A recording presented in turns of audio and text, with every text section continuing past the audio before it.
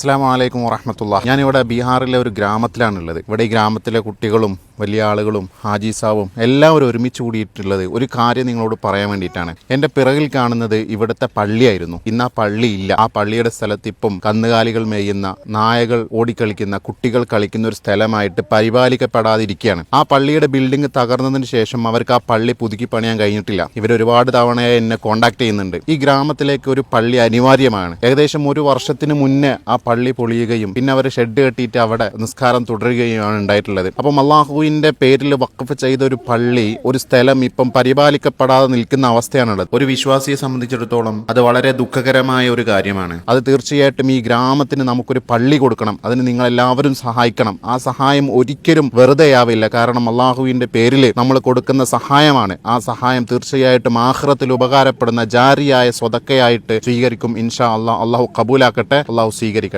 अस्सलामु अलैकुम वरहमतुल्लाह।